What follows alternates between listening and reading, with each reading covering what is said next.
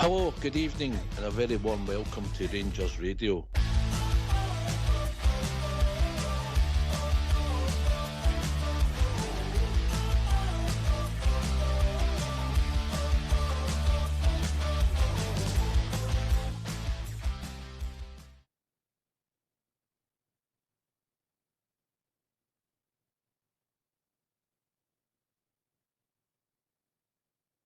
Hello, good evening, welcome to Rangers Radio. Join myself, Fixture, on the show this evening is AK and my big mucker Southside. How we doing, gentlemen?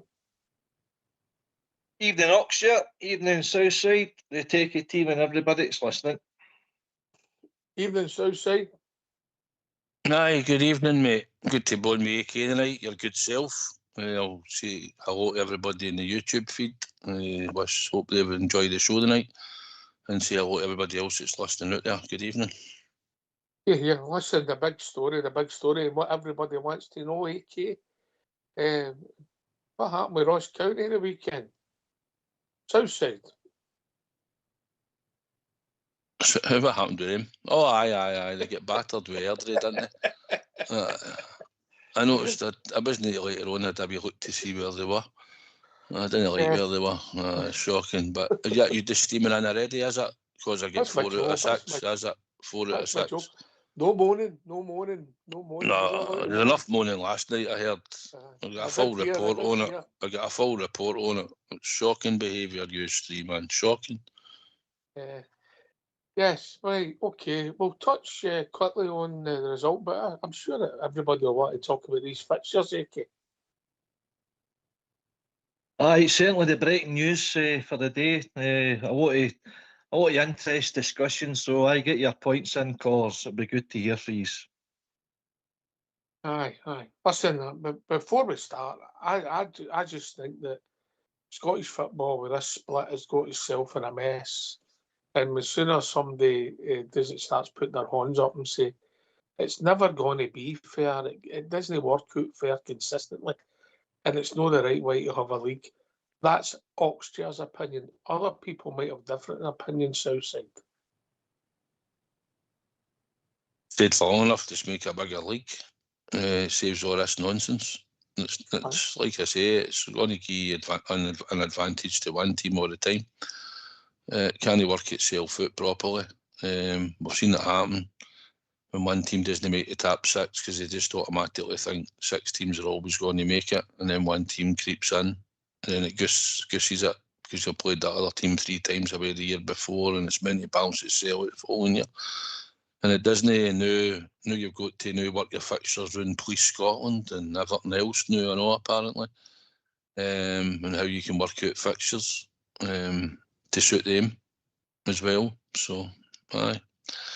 It is pretty much what I thought it was going to be. There's a bit of speculation about it. Not got a problem with the fixtures. I've not got a problem with our fixtures. I've got to play all the teams. I don't like the fact that I don't see how you can justify, forgetting who it is, AK, that you go to a certain ground 3 times in one season. I don't think that. How can that be right? Yeah. Oh, it's not right. It's not right, but it's based on a lot of impracticalities about based on last year, because you get 3 home last year. You're meant to get 3 away this year, but your top 6 is changing from year to year. As Hearts and Motherwell have proved already this year in Falkirk, promoted team up there too. So they're basing it on the fact, well, your 6 for last year is probably going to be your 6 for next year. It's nonsense. Utter nonsense. They're having a similar kind of close setup in the Greek league, and you could have done. Well, the leagues between Hearts, Rangers, Celtic play each other home and away 3 times, and then that sorts out the champions. Simple. I don't think so, mate. I just think that you play each other home and away and get the right number in the league, and that's the league. Yeah? Yeah, aye. You could do that as well. Aye. I'm just being facetious, pal. Turn the cloak back. Southside.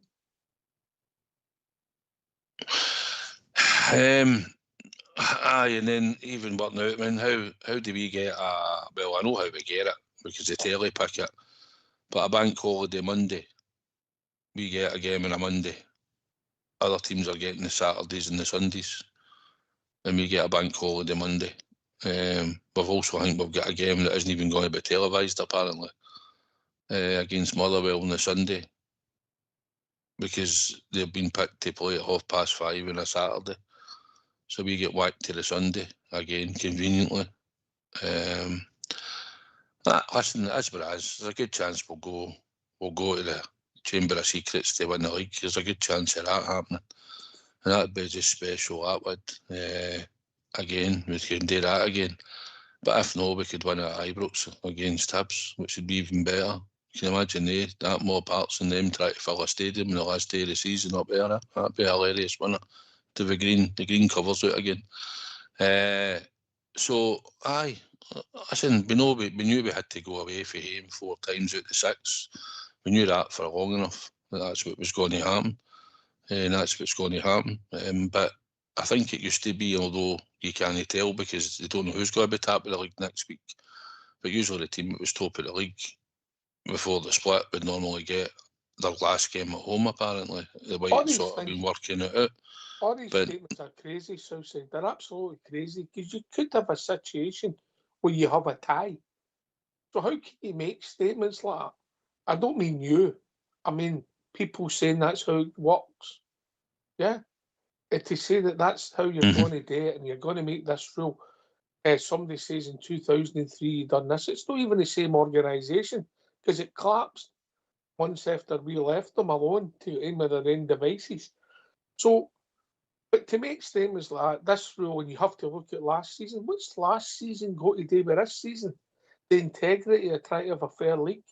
I've never liked the split. I've never thought it was a good idea.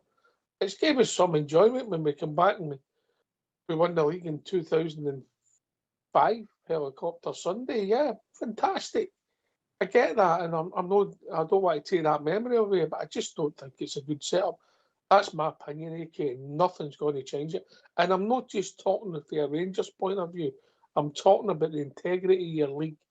And I read today that Falkirk and Livingston are both going to play 20 games away, 18 games at home. How is that right, AK? No, you're 100% right there, Ox. It does, taint the integrity of the competition, and there's only one association that seems to think it's a good thing for Scottish football. But when you're starting to kind of guess on fixtures and work fixtures out accordingly, it means you can pockle them very easily, Ox. And that last game of the season, that would be a brilliant scenario, Southside. See if we win the league before the last game, you imagine what Parkhead's going to be like with Celtic and Hearts there, having nothing to play for, because as it is now, it just smacks. See, when we played Hibs and drew 5 each, and then Aberdeen go to Celtic Park, needing a win to stop us for getting second place, and it's the only time they've won there in the last 10 years. That's where it smacks in, and that's when it's getting dangerous about the integrity position that you're on about, Ox. I just don't understand it, AK. Seriously, I'm taking my blue tinted glasses off. I've never liked it, never thought it was a good idea. Always thought it was prone to manipulation. Not a good scenario. And then you've got the other thing. Fans who travel, try to plan, try to get buses, try to sort out ferries, bank holiday weekends, don't know if they're home or away in such a short time of the year. Pretty much, our games get moved for TV, usually sometimes on the same day, and potentially a Saturday and Sunday, whatever. People know when the games are for most of the year.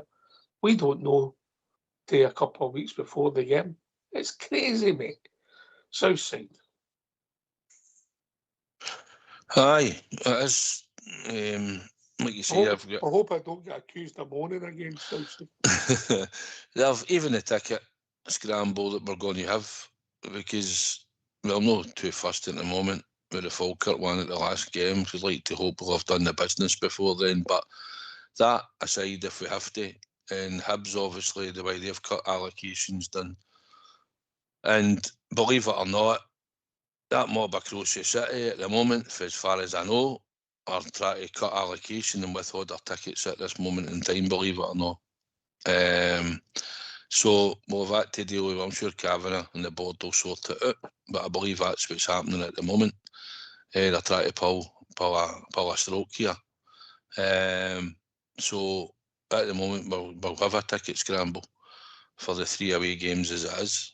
And like you say, people that are travelling far and wide, I've got to try and put a lot of things in place and to get there and back and whatever else, and the dates. All right, the dates are confirmed, but 5:30 at Tynecastle, for instance, we'll only have 574 tickets that we'll get officially, you know, on a holiday Monday. So, aye, it's a farce, mate. It's a complete and utter farce. We get some listeners to phone in tonight and give their opinion and thoughts on it, and see what they've got to say, because obviously that affects everybody. We're all the Rangers support, and we'll all get different views and that, so it'd be good to hear people phone in and give their thoughts on it. But as you know, out of 6 games, we're playing 4 away. I don't see that at all, mate. I don't see that at all. It's out the last 5 are playing 3 away. The Fall Cup's just a fixture. Aye, but if you're talking about us in 6 games, or the last 6 games that we've got, we're away 4 times. But Fall Cup, I'm not too fussed about the now. I'd like to think that it'll be done and dusted before we get to the last game, to be honest. And you can see the way Hearts are collapsing now, and people have been on the show before saying, aye, Hearts are this, Hearts and that. Well, it's down to 1 point, and it might be even, we could be sitting top of the league next week by the time we come back for Falkirk. So I am looking at it. There's a good chance we'll be top of the league, mate. Aye. Listen, before we get the phone lines open, there's another story Southside I know you're interested in. AK, well, bummed you up, mate, but what happened to the weekend with the Bulls, bruh?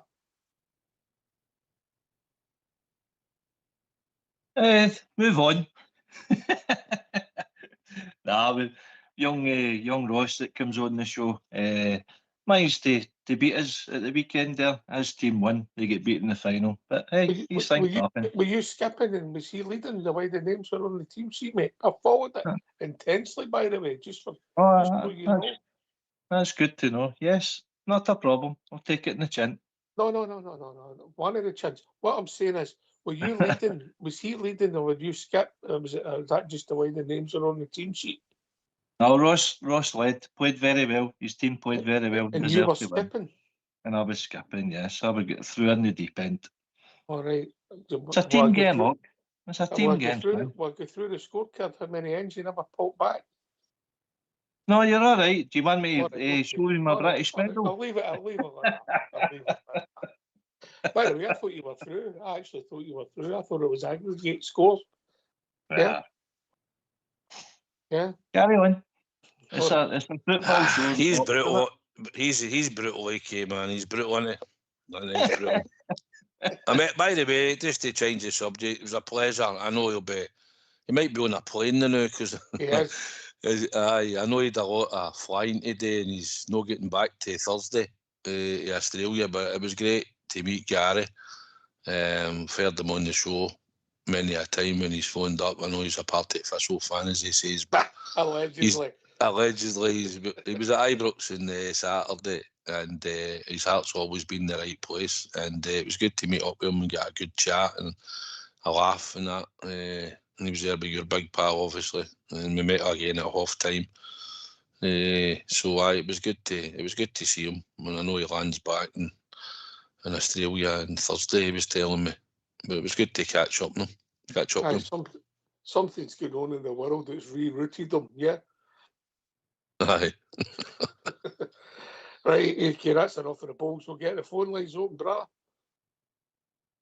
Yes, get the troops in, give us your opinion. Southside. Aye, it's a phone in show, innit? Come on, go in here and tell us what you think. Are we going to win this league? What do you think of the team? What do you think of Suter coming back in? Ending the day with the Glasgow Rangers. No, come on in and we'll get a chat. Let's hear from you. Why don't you give us a call on 0141 356 1972. It's your show, it's your platform. Let's hear from you.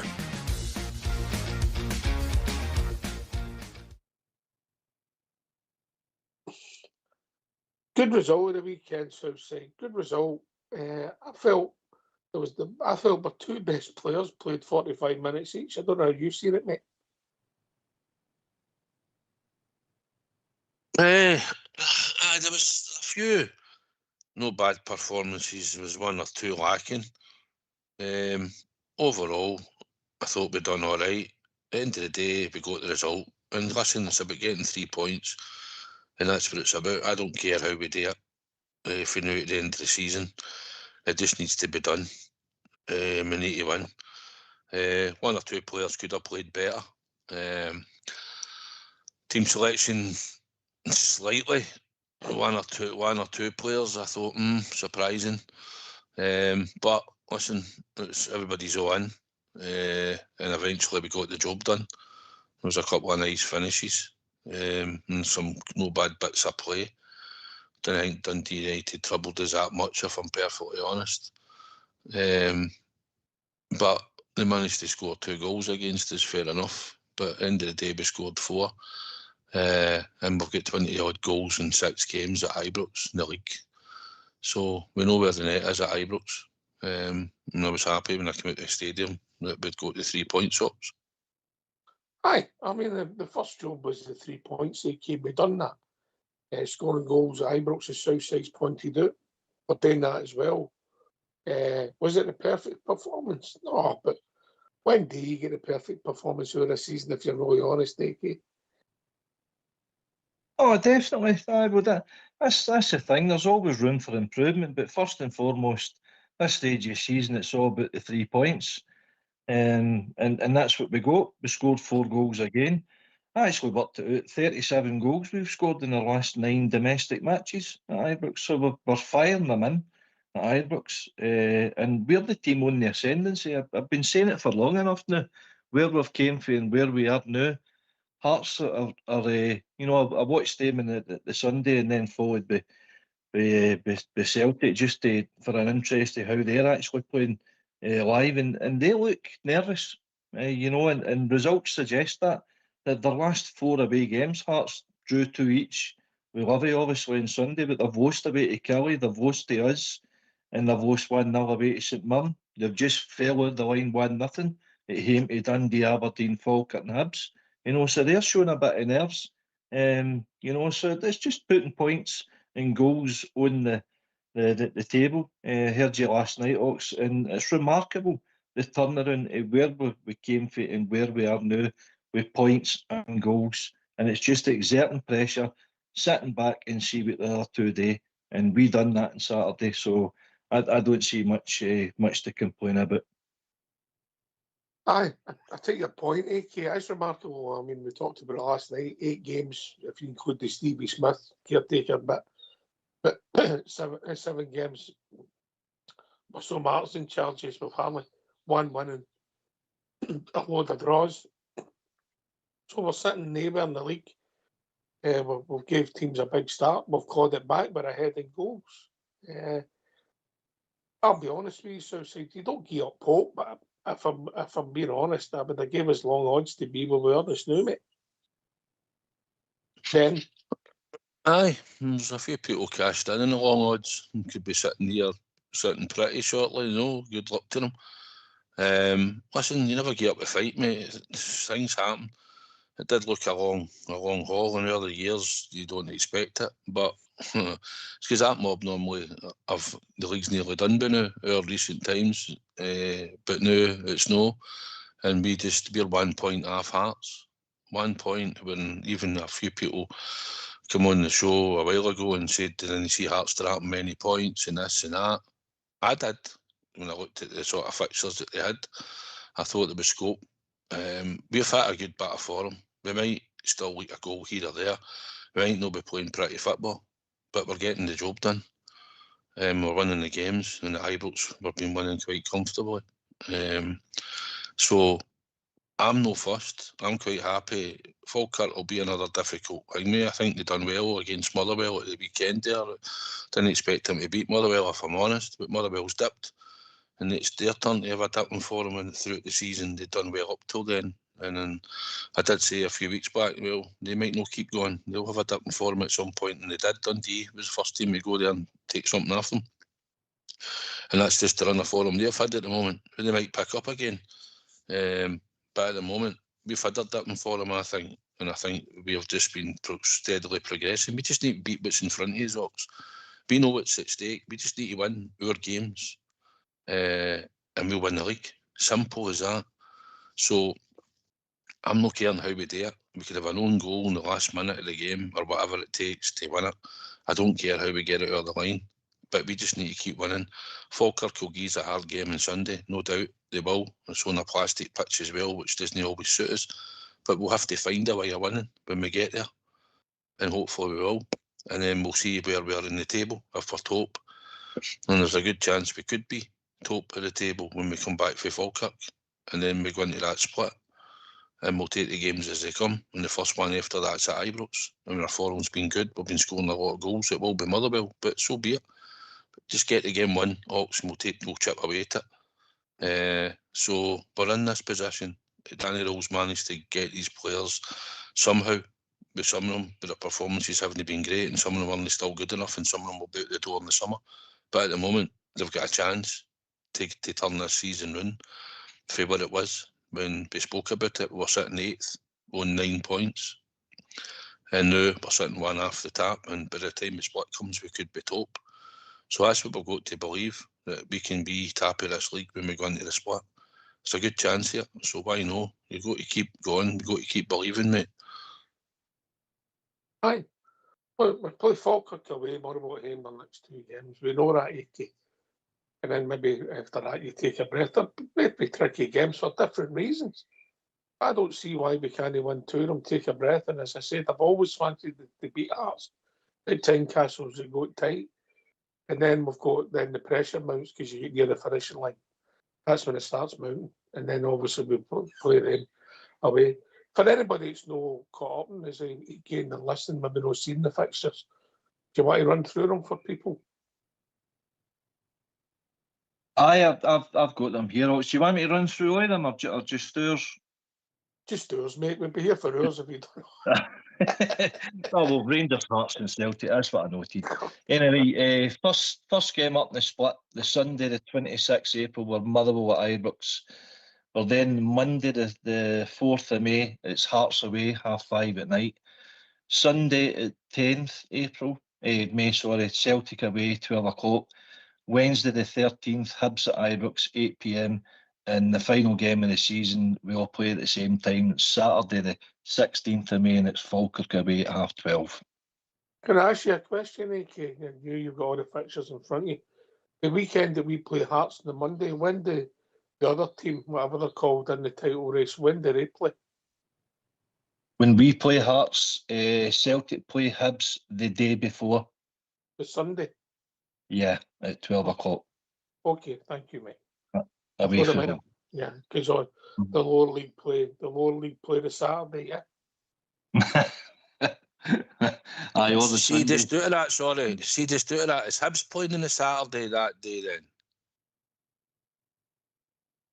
Well, that's who Celtic play. Yeah, so we could have played the Saturday then. We didn't have to pick us for the May Day holiday. We could have easily played Hearts on the Saturday then, technically. We should have and we could have.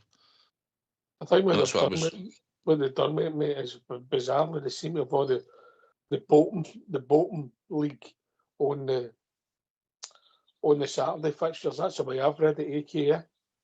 Pretty much. I think so, and probably TV have kind of took their games and nobody will be watching. And also the TV deal is such a farce, mate. That's another subject, yeah. Don't get me started on that. I don't want to be moaning. I'll get accused, you know. I know, yeah. So there's the entry. Come and join us. Give us a phone. Your thoughts, your individual thoughts. I personally think, not just this year, every year, you lay yourself with problems you don't have to as a league. I don't think the split's a good idea. I've said it for years on here. But if you think different, give us a phone, 0141 356 1972. Yeah. I might be a point, there's a point that you're trying to keep your league going, but I just don't think it's a good idea for integrity. No, it isn't. For, as you say, you go in integrity and manipulation and stuff. It throws out a lot of conspiracy theories, shall we say, and it just doesn't look for fairness and reflection about who plays who at which stage of season. You shouldn't be dictating who plays who the last 5 games. That should be there in black and white before anybody's kicked a ball. I think that's what you're intimating. Aye, I think so. I think so. You just leave yourself with problems. Just before we move on, Southside, who did you give man in a match day on Sunday? Saturday.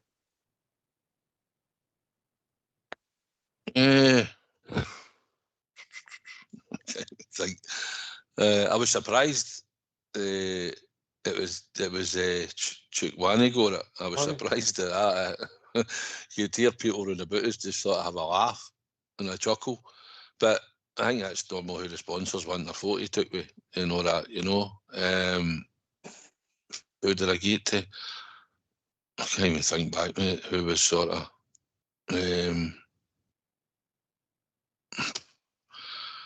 no, there wasn't many totally outstanding, I thought. I can't even think, to be honest. Mikey Moore had no a bad second half, but he wasn't. No, it's probably if you're looking for somebody. He's got to learn, mate. He's got to learn. Listen, he ran in, he should have released the ball. He didn't. They break up the park. They took the ball and they got up the park, and I think they scored for it. That was the thing. He should have chopped him in the halfway line. I said that to Gary, and I said it to your good buddy, and when about us, a lot of people were saying the same thing. When he broke, when Moore lost the ball, I know he didn't niggle up him, but he should have made sure he stopped him. He should have took the booking. He should have took the booking. If that's what he was going to. My buddy would have took him at the halfway line. Aye. I'm screaming, take him out. No, I mean, just take him out. He'd a wee bite at him, but a big man should have done a lot better and just stopped him by any means necessary, and he chose not to, and we lost a goal through it. He once took me out of the halfway line, mate, and we were on the same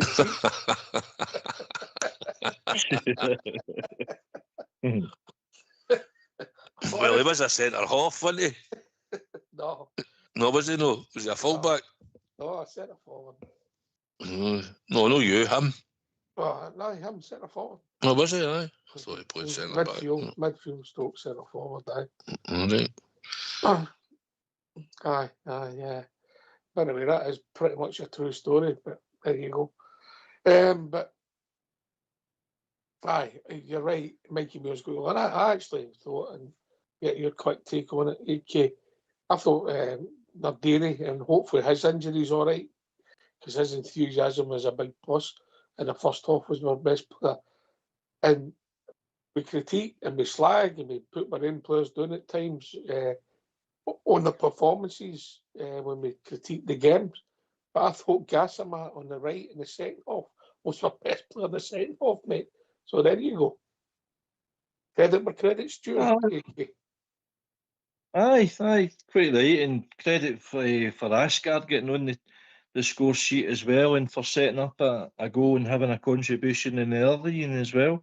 So listen, I think we've had 8 different scorers the last 2 games, so we're no looking for our strikers, relying heavily on them for our goals. So it augurs well, Ox. I mean, there are always faults in every game where we could do better. Why we allowing that sort of space or that runner or take him out, or individual faults is going to come into play.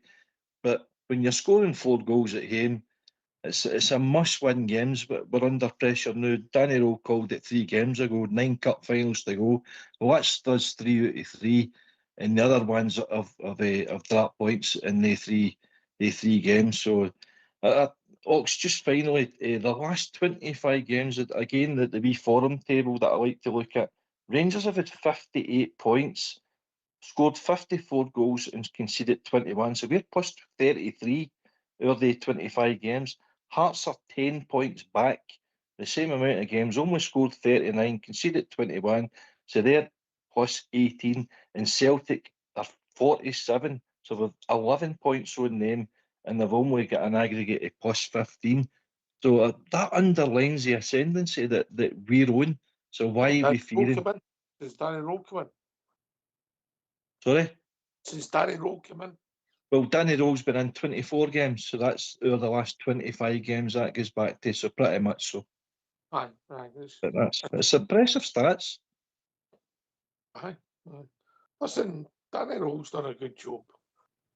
Yeah, let's be honest, there was maybe a guy that was on the radio today that a lot of people would have wanted, but I don't think he can match what Danny Rowe's done. Southsider. I don't know who was on the radio, so I wouldn't can tell you. Stevie G. Stevie G. Listen, you can have your thoughts about him. Stevie G is that great a manager and that great at everything else. Why is nobody else coming in for him? Why is no other clubs went and approached him? I'm only interested at the moment in what Danny Rowe's done. I think he's done a remarkable job for what he's had to work with. I think players had chucked it. I think their confidence was down and low. You can see what he's getting out of Mikey Moore now as a performance. You can see the signing he's probably recommended in Romans. Nadiri, his work rate's good.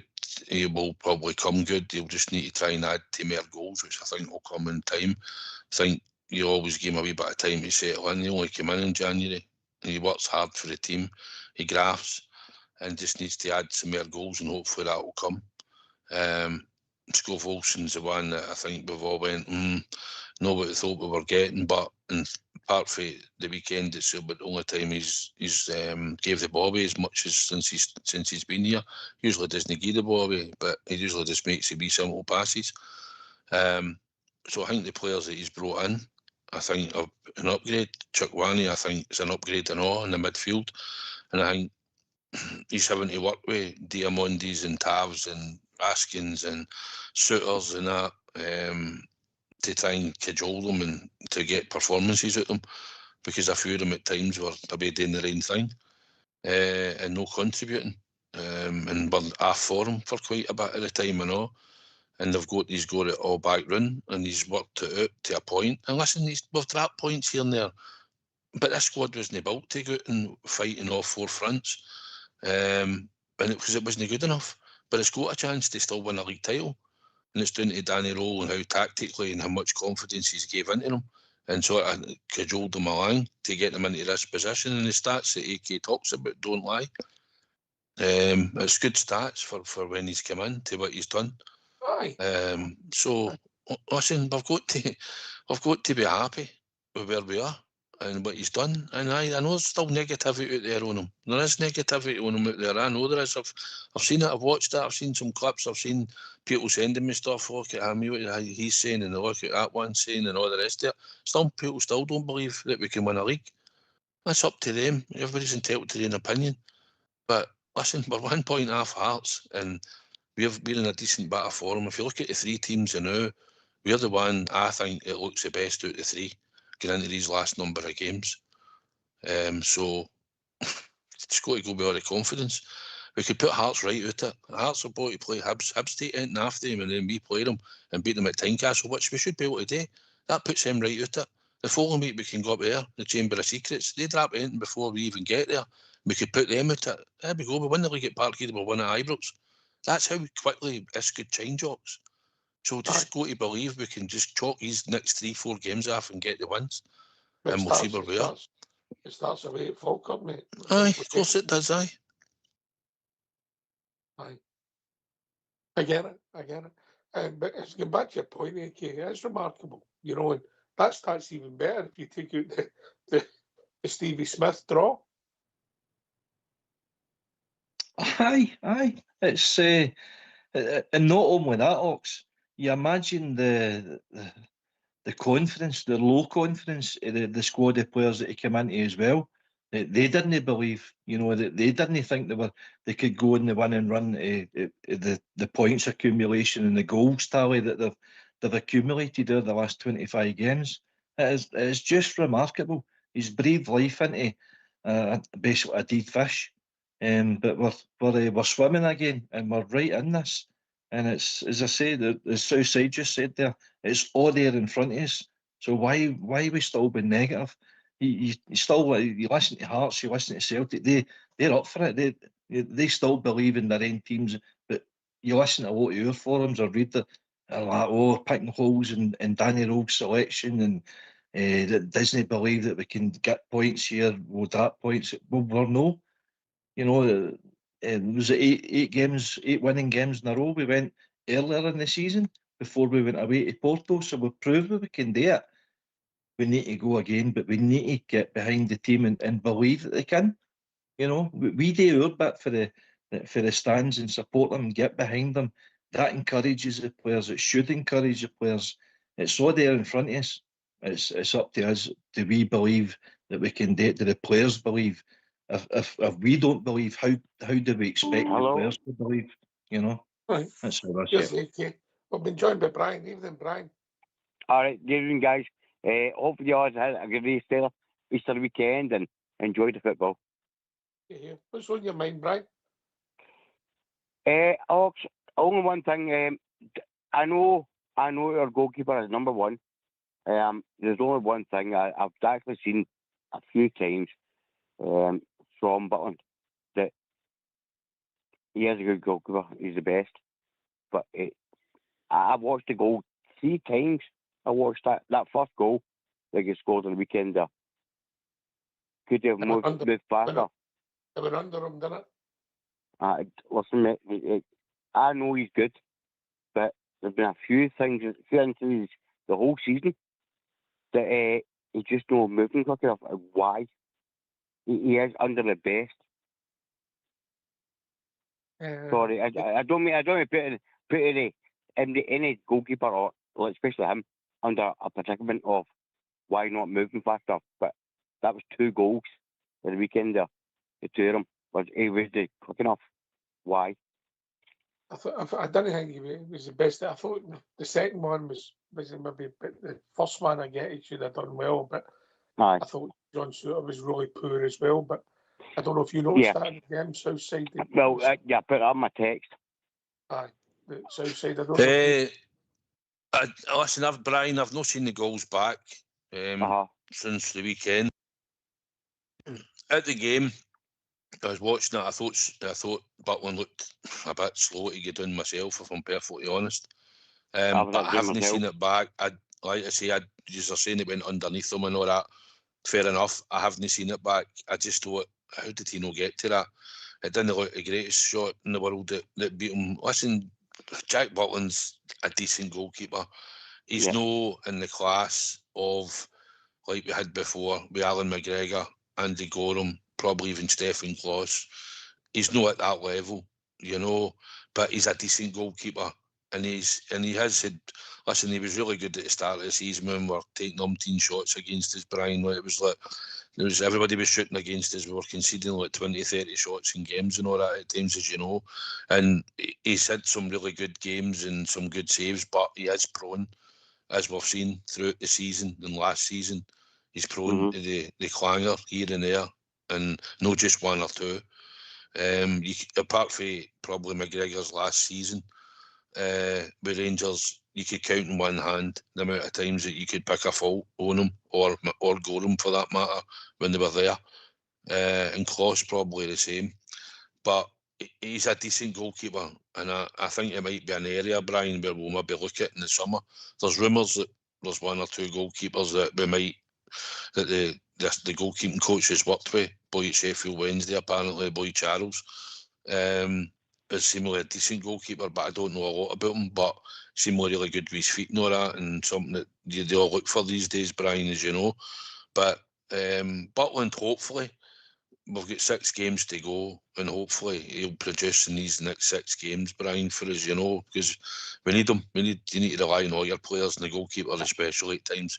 I haven't seen it back, mate, to be honest, but I did think at the game it looked a bit poor for him, to be honest. Well, even with that as well, soon go back, one stage back, why was Kelly no played and goals for the cup game. Because you know yourself, it's usually they take the sub goalie into the cup games, right? We know who it's against. Doesn't matter. I think Kelly is good. He's a good goalkeeper. I've seen Kelly take stops that are amazing in games. Kelly had a wee chance last year, if I'm honest. I don't think Liam Kelly's good enough to be the Rangers #1. And we need two number ones in our club as goalkeepers. Butland, he's getting older, his contract will get near the end. Value for money. Has he let us down? We're the piece, maybe no. Is he the best goalie we've ever had? We're the piece. No, he's no. But he's maybe the best that's available at the moment, AK. And you've got to continuously look to evolve. So we'll see what happens with Jack going forward. What about of course. Shooter? Of course. He's a reset, Ryan. Just answer your point. But welcome to the show anyway, mate. Listen, you're probably right.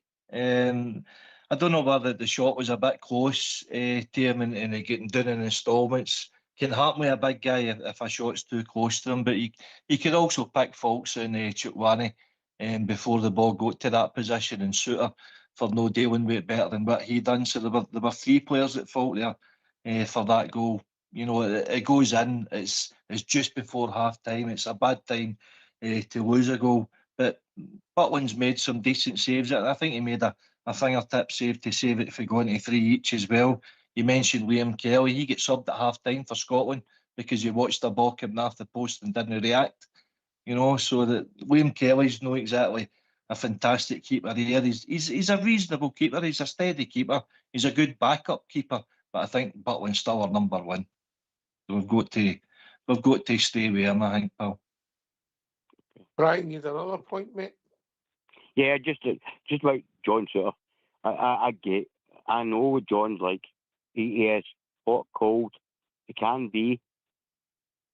I know Tav is just getting to his old age now, but again, between the two of them, who is the captain? Who's the best defender? Wow, that's like trying to choose one of your kids to get shot, mate. You know what I mean? Who's the best defender out of the two of them at this moment in time? Oh, I'll take the fifth one. That sounds sick.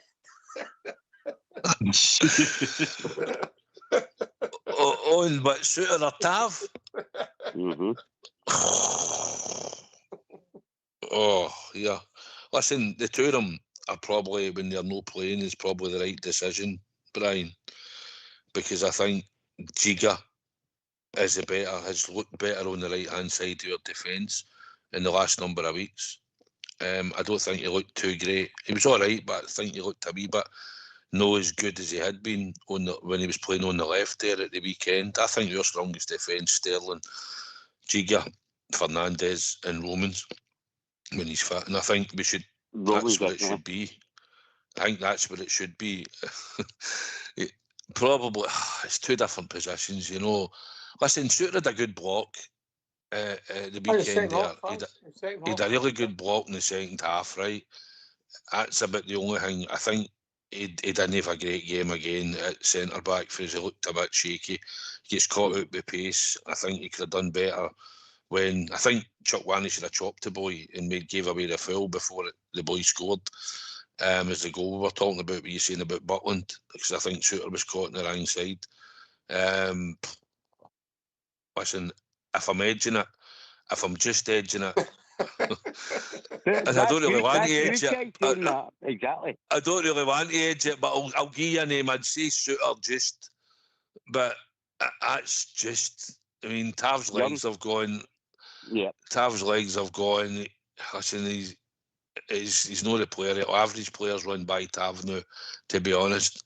And I don't like, because he's been a great servant and all that, but at the moment, I think Suter would probably just edge it, but not be much, man. It's not a great example to give, to be honest. I think it'd be a total finish, if I'm honest.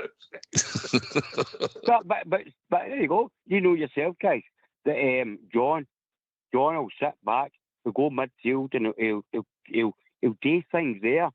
Whereas, like, Tav will run up that wing, He'll hit shots in after the day of the week, and he'll try his shots. He'll try and do everything. He'll try and get to the goal, but I don't get where it comes back to defence where it should be.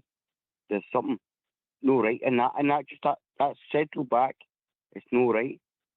As you said, like we've got players there now, Fernandez and stuff like that, just amazing guys.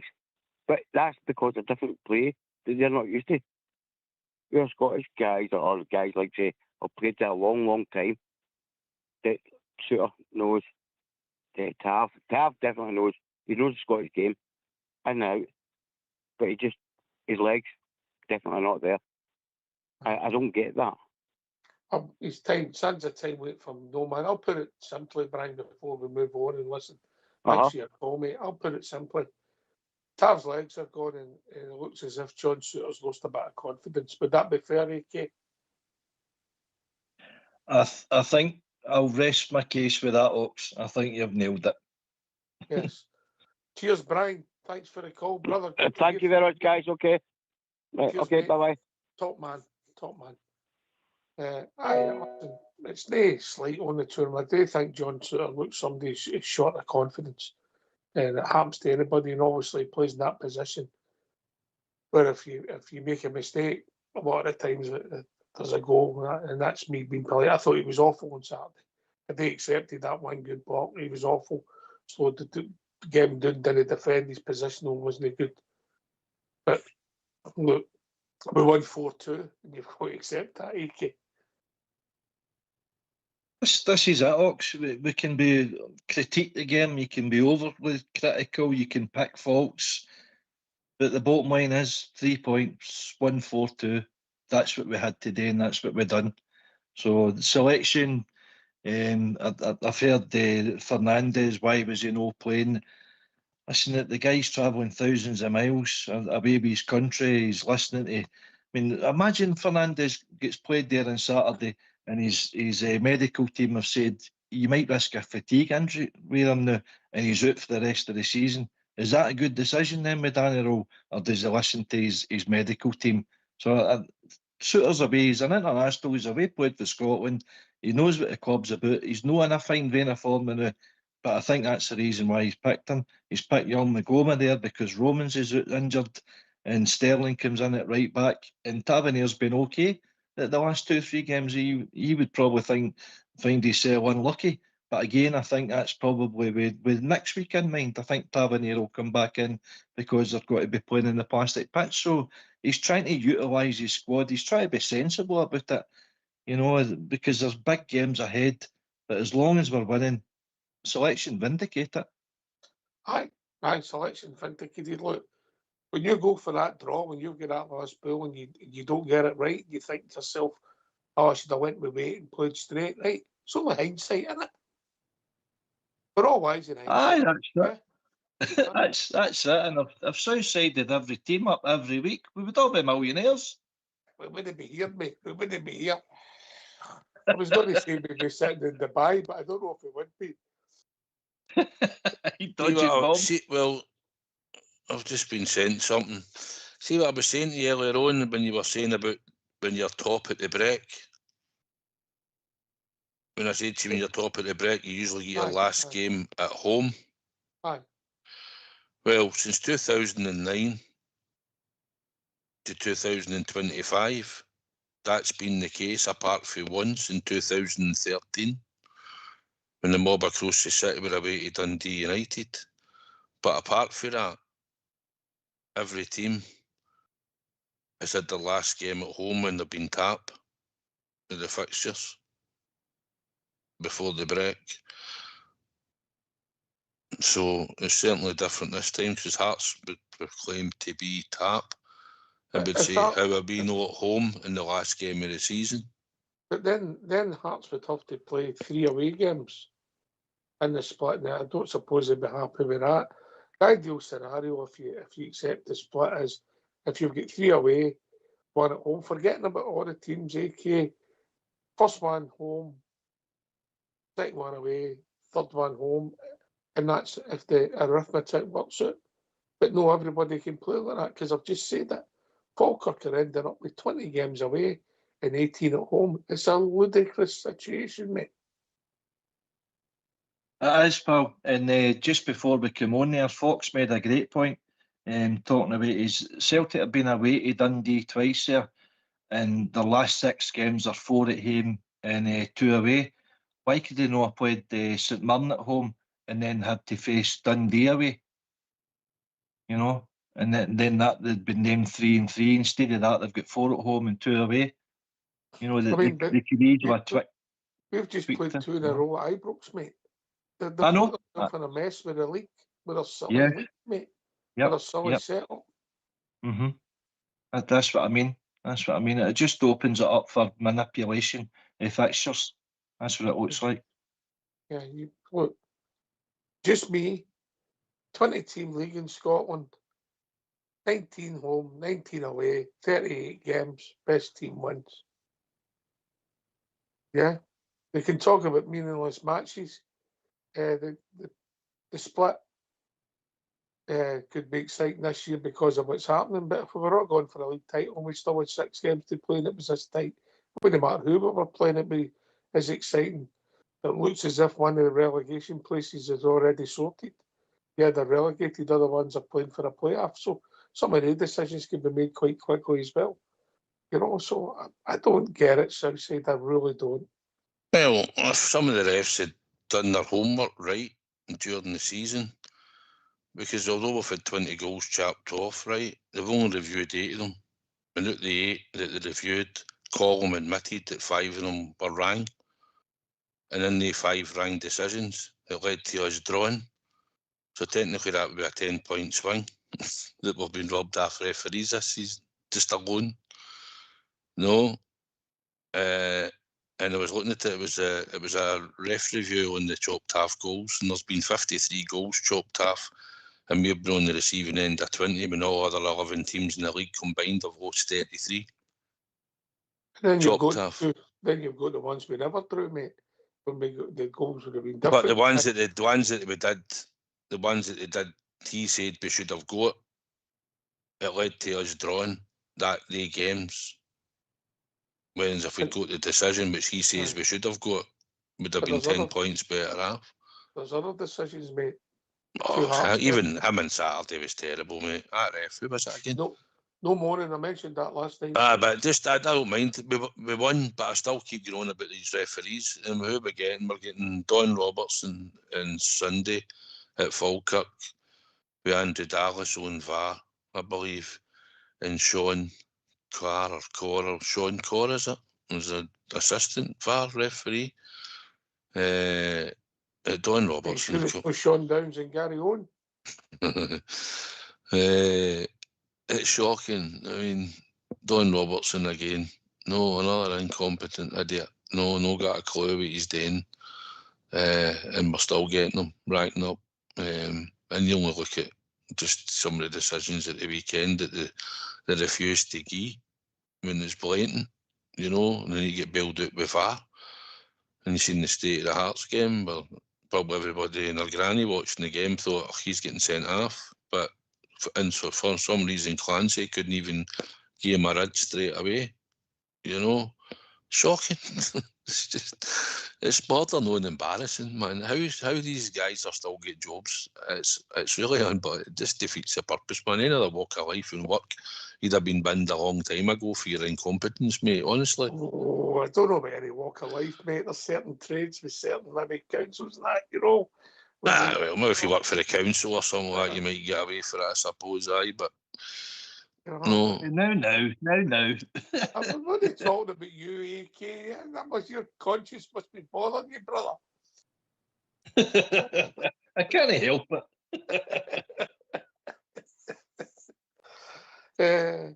I get it. So but the two you missed out, mate, it's 2 games we actually lost where goals could have been different. And I think AK knows what I'm going to say. The 2 Hearts games. Yep.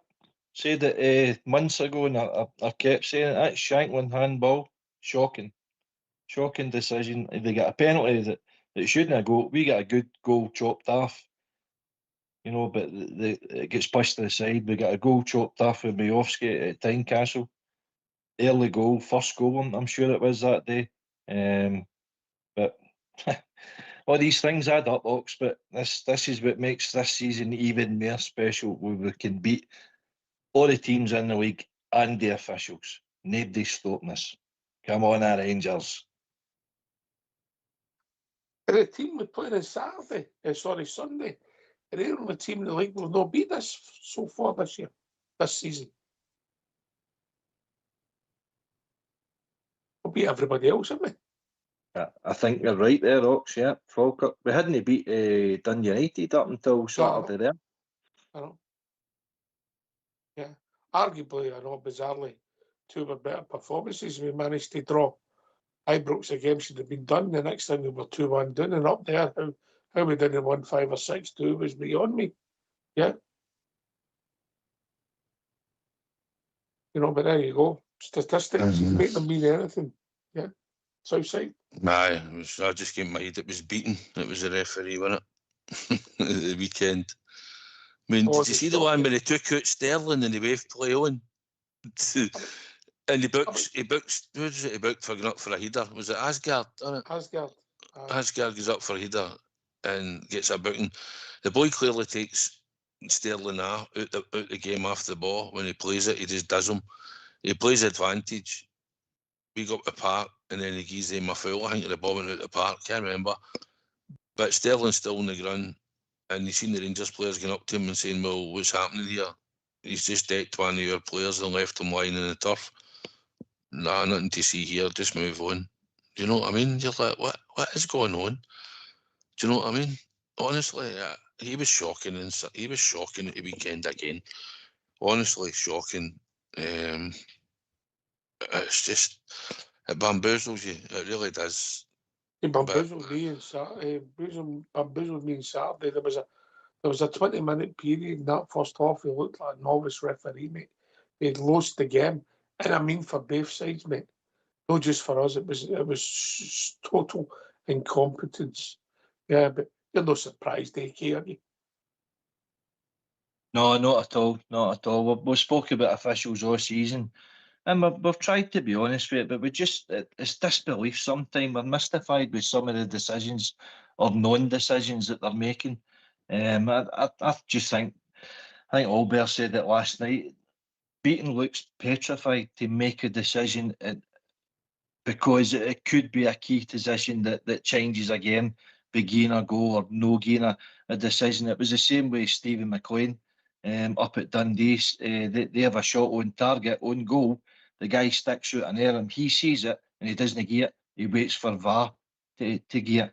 So that I think that the VAR is just it's starting to re-referee games, and it's making the referees indecisive with their own decisions. Did they see that? Can they trust their linesman to see that? I mean, the fact they're no giving any decisions, and then lo and behold, Celtic's winner, the Celtic striker pushes the Dundee player before it gets to him, and nothing spoke about goal.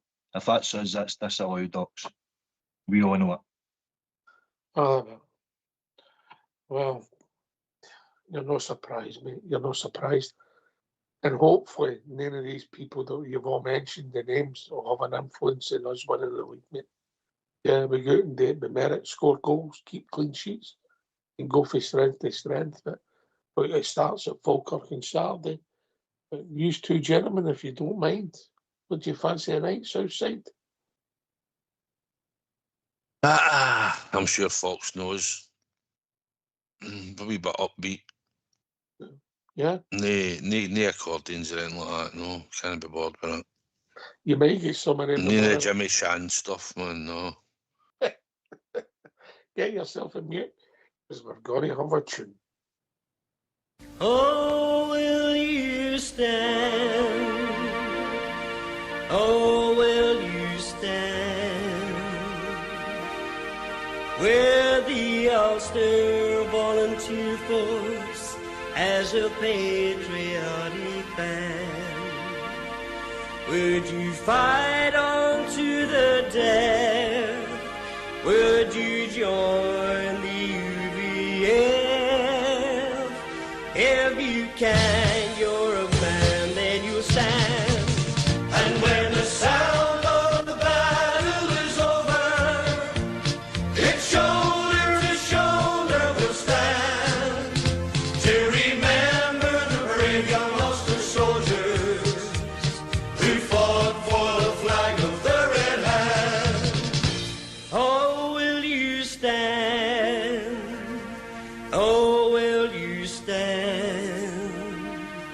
Would you fight for God and Ulster and to keep it British land? With rifle and grenade, would you serve the old brigade? If you can, you're a man, then you'll stand. And when the sound of the battle is over, it's shoulder to shoulder we'll stand, to remember the brave young Ulster soldiers who fought for the flag of the red hand. Oh, will you stand? Oh, will you stand? Would you bear and swear allegiance to the flag of the red hand? Would you fight and never fear with the Ulster Volunteers? If you can, you're a man, then you'll stand. And when the sound of the battle is over, it's shoulder to shoulder we'll stand, to remember the brave young Ulster soldiers who fought for the flag of the red hand. Oh, will you stand? Oh, will you stand? Oh, will you travel the road where the brave and bold must go?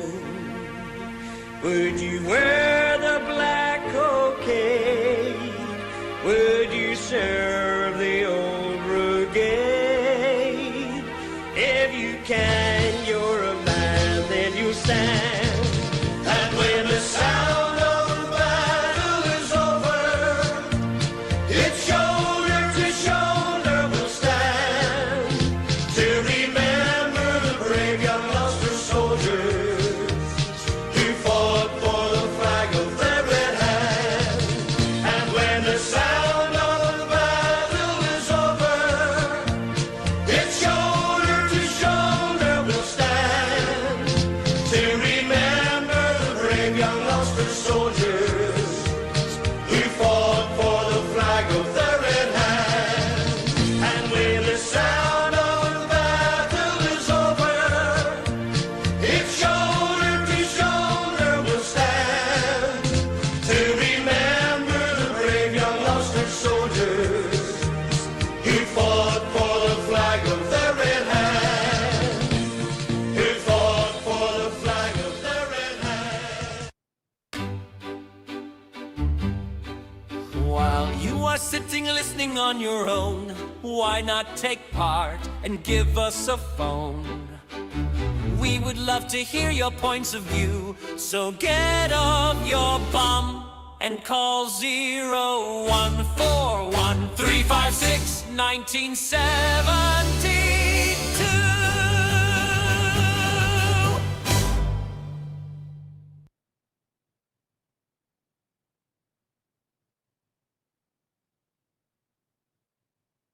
Are we upbeat ditty for you, Southside?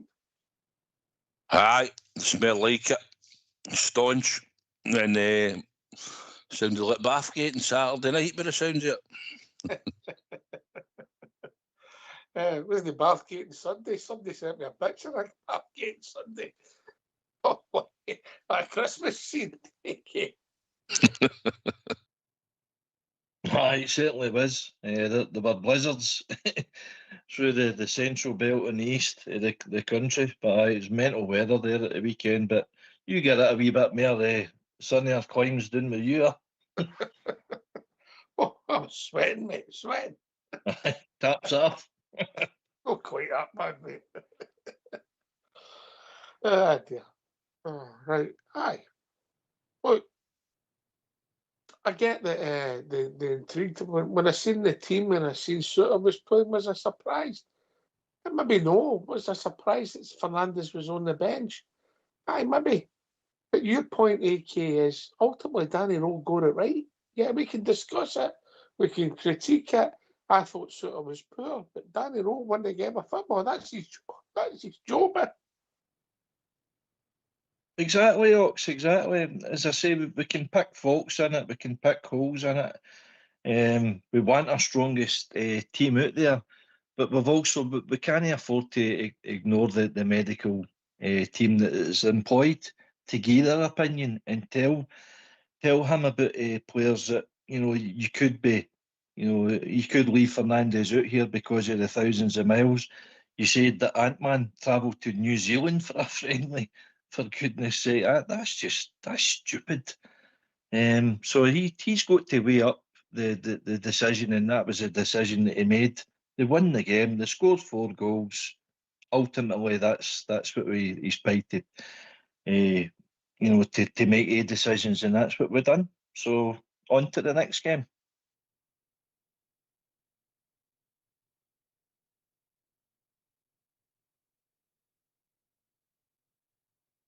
Southside, your thoughts? Aye, it's all about the next game, mate. Like I say, we've got the 3 points. Game's done at the weekend. We move on. Thought Sterling coming back into the team and that played well and all. Thought he decent sort of game. Makes the defence on the right hand side a bit more sturdier, I think. And that's another plus point. How many games can we get him to play in a row? It's only 1 a week at the moment, so surely he can stay fit and play these next remaining 6 games. He's got one more game to play Southside, then he's got break for 2 weeks. Aye, well, he playing the Astro at Falkirk, that's the thing, isn't it? Yeah, and another thing I'll say just quickly, just before you go into something else, thought Gasmara coming on, I thought, listen, he played his part at the weekend. We've been critical of him in times he's been on the park and did very little, but I thought at the weekend there when he came on, his attitude was a lot better, and he was a much better improved player for us on the park and made things happen. His small cameo against Aberdeen, he showed an improved attitude. I think you picked up in the AK, and I thought he was my best player in the second half. To be honest with you, and I haven't been a fan of his, particularly on the right hand side, AK.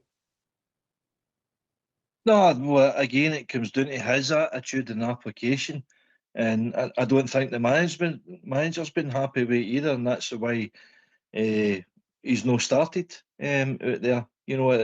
He's trying to pick a formation of players and who's in for him and who can he trust more than other ones. And the type of performance Gassama was putting in out there, he didn't want a start. I'm not saying Scott Wilson wanted a start. Ant-Man's coming back for New Zealand. So what one does he pick out of them? So he went with Scott Wilson going, come on, you've been training for the last 2 weeks, you've not been away, no excuses, but there's still something no right there. He just looks like a guy that's an outsider in the team looking in, because he doesn't, I mean, even when who was it scored the header, Big Sterling, his flick on, he didn't even really go and celebrate, sort of thing. I don't know if you noticed that, but I don't know, for the wage and whatever that we're paying Wolfsburg, he should be contributing more for me. I think we all know that. I got a text on Saturday, somebody said to me, he looks like a competition winner. Aye. With that sort of thing's been levelled at your matey before, a bit of YouTuber. Aye. So, But what about his missed chances? I know he could have stuck a couple away as well when he came on. he could have done one particularly for me. He's just got to lift it, mate. He's an enigma. I actually thought, apart from the chances, I thought he'd do a bad game, but he's finishing. He lacks a bit of guile. Would that be fair, Biggie? Simple things, he had ball lands at his feet, goalie's advancing, just lift it. I mean, just lift it with a wee bit of power and lift it into the net. He tries to go low and it hits half the goalie's legs. Nah, man, he doesn't get close to goalkeeper properly either, you know. It seems to be if he's got a wee bit of time to think about it, you know. He's not too clever. Listen, he's still a young boy, but natural finisher. No, he's had a lot of chances where you expect him to score or do a lot better, and he doesn't. Then you see the wonders like the overhead kick and there's a goal up there at the Chamber of Secrets when he wins the ball and in the byline and runs in and manages to finish it with aplomb and all that. He scored a couple of decent goals this year, but the ones that you expect him to score, simple ones, at times he just fluffs his lines. But listen, it's his first season. Whether we get a decent bid from him in the summer and maybe somebody wants him, we don't know. Otherwise, he'll probably still be there. I thought Majovski's finish was decent. It was good for him to come on, and he's instinctive, isn't he? I know it took a wee deflection, but even if it barred the deflection, I still think it was going in the net box as well. So fair play to him for coming on. He's been a bit part player, and he might consider himself unlucky not to be playing, because if he'd probably turn around and say, well, guess what? I've scored more goals than the Derry scored, and yet you're playing him every other week. And I'm the guy that scored more goals than him.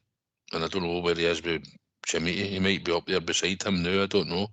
In all competitions that he's played, Majovski, I'm not sure whether he'll be there or thereabouts, but he's probably thinking he's unlucky not to get game time, because he does know where the net is, and I thought he took his goal well again at the weekend. Oh, that's 2 weeks now. Well, 2 games in a row. He scored, came off the bench. You know, he obviously was chopped off. That was a good finish against Aberdeen. You know, and it was a nice finish again at the weekend. But we know the boy's a goal scorer, but I don't think he puts the grafter and annoys teams away big that Derry does. And obviously he's not quite the physique of the size that he's got. But look, Majovski, if he scores goals for now to the end of the season, or Derry scores goals for the end of the season, Chimiti scores goals for the end of the season, they could help to drive us on to a good place. Because look, neither of them have been outstanding at times with their goal scoring returns. I would say that it looks just now that Majovski might be the most natural finisher out of them. The Derry's learned his trade. And I would say that Chimiti, AK, is a scorer of great goals rather than a great goal scorer. It's a fair observation, Ox. I would agree with you. We're actually went to the top of the goal scoring charts in the league there at the weekend, you know, and as I say, we've kind of spread our goals throughout the team. Nobody is the kind of outstanding guy that we have to rely on, like say Hearts rely on Shankland and Braga, and Celtic rely on Negrin for a big bulk of their goals that they've scored. Ours is kind of spread throughout, which is a strength in itself, Fox. You know, so we can score all types of goals, and obviously even our defenders are contributing with Fernandes and things. So all things are no all bleak, shall we say. And as I say, we're just hitting form for me at the right time. We're not playing great, but I don't think the standard of the Scottish League has been great this year. I mean, people have been bumming about how well Motherwell and Falkirk have been playing this year, and considering the budget, I would say that they've kind of overachieved. But Motherwell are still, what are they, 13 or 12 points behind us, 13 Hearts, and Falkirk are 20 points back for us, you know. So even there's bits of gaps there appearing as well, but that comes down again probably to the strength and squad and depth that the two clubs have got. But fair play to Motherwell and Falkirk for you know, shooting above their weight is what they've done so far this year. Hi, listen, look, I'm not too worried about other clubs. I get it where they are. I think Falkirk, Motherwell could still have a say in the league title, because I think it might be potentially big bonuses for a lot of their players if they get them into Europe South side. So, you know, they've got to play a couple of teams and themselves, mate. So it starts away to Tynecastle the weekend. So you never know, and I think that's the point you're making, Southside. You never know. They're going for something as well on Saturday. Aye, they've had a wee dip in form. Motherwell just probably at the wrong time for them, because they had been going pretty well. Been complimented on the football they were playing and the sort of style, and we've had probably 2 or 3 players throughout their team that have made the headlines. And Boy Elliott, the papers had linked us with, and then the link is with a boy Just, and the boy striker that was away playing and come back, Malavisi or whatever his name is, something like that. They were obviously playing all right and doing well. But listen, it's what we do, and you look at it, we've got them at Ibrox, and you'd like to think at Ibrox, the way we've been playing and quite strong at Ibrox and scoring quite a few goals, that it's a good one to get to chop off and get the victory. But first and foremost, we've got to go to Falkirk. They play Hearts next, and not to say Hearts are going to get it easy against them. They could easily take something off Hearts. Still believe we'll go into this split, and I think we'll probably be top of the league. Because I did think Hearts would drop points along the way for a few weeks back. Kept saying it. Good chance he'll drop points. The pressure comes to you. You got to play under this pressure. And it ends up that Livingston takes something off them. At the weekend, a lot of people probably thought they'd have seen it through. Kilmarnock done the same, which I thought would happen. So Motherwell's their next competition. I think Hearts are probably home, aren't they? But it's not to say it can't happen, as long as we do the business on the Sunday. But we'll have a clearer picture before we kick off on Sunday, I believe, for what we need to do. And then after that, we get the break, and then we get back down to business. Then Motherwell will be the first team to come to Ibrox, mate. It's getting exciting. IKEA. Oh, for the neutral, definitely. It's not getting exciting for you, mate. Aye, I've been loving it this year. Scottish football has got a bit of competition there now, which is good for the neutral, and it's good to get involved in. But there's an interest in, coming from other parts of the UK that they're just, they're disparaging about our level of football. Well, at least we've got a title, kind of 3-way challenge this year, so it's good for the neutral. It's good for us to get involved in it, and it's going to the end of the season. Danny Rowe did say it. I think it would go to the last game of the season, but if we win the title at Hamey Hibs, the second last game of the season, I'm sure that he would take that right now. I think we all would. Aye.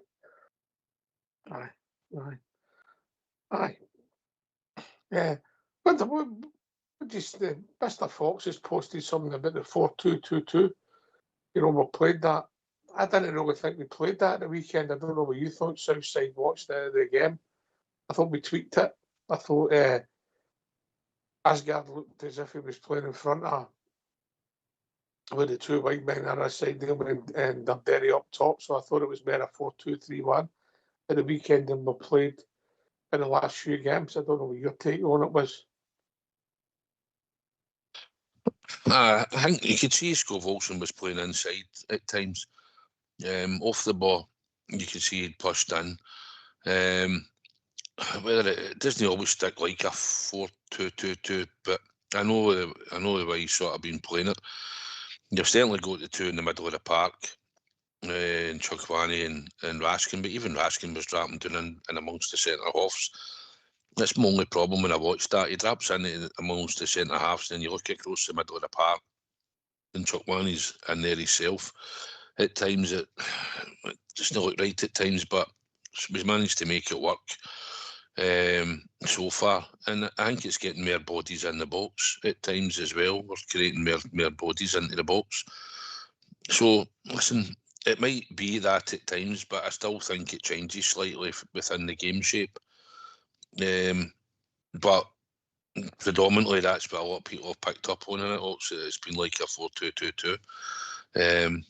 But like I say, I think sometimes it gets into a 4-3-3, if I'm honest, at times as well. But listen, it's working at the moment. If people are picking up now, and that's roughly the way we're sort of playing it. The full-backs are getting forward. You can see Sterling getting forward, Magoma trying to get forward for the wide areas. So only when the gas man came on, although we'd go Volson out there, he wasn't hugging the touchline all the time. Did at times, but no all the time. He was moving about. So listen, it seems to be working at the moment. I don't care how which system it is, Ox. As long as we get 3 points every week, I don't really care. But it's an interesting one that Fox is asking.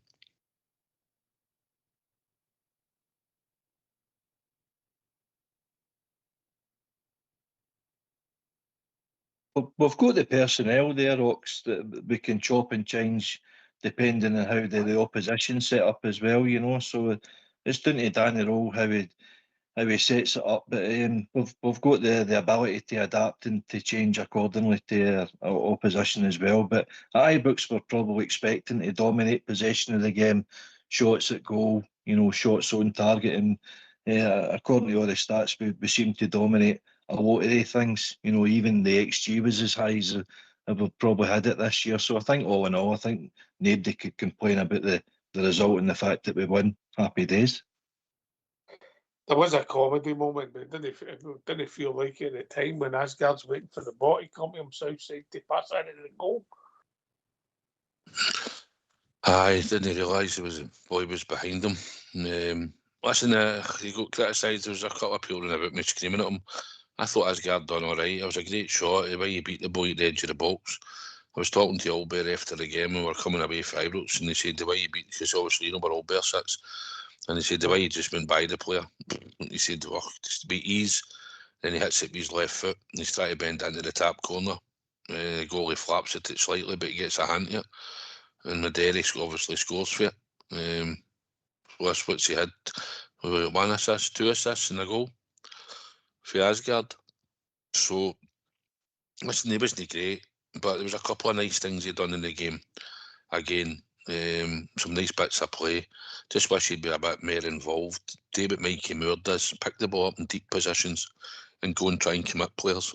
Show a bit of urgency, because he's got it in his locker. He's got the ability and he's got the skill. Just somebody needs to give him a shake and say, look, come on, mate, you need to be a bit more, direct. You need to give him a shake, but you know, he needs to be a bit more direct at times and go and do what Mikey Moore's doing, picking the ball up and running at them, and try to go and commit players, because he has got the ability. He ghosted by the 2 players at the edge of the box before he has his shot, you know. And it would have been in. It would have been some goal, by the way, if the goalie doesn't get to it. It's going to be a great finish for the edge of the box. We'd all be talking about the goal, you know. So, listen, he contributed at the weekend. He got a goal. He should have had probably more.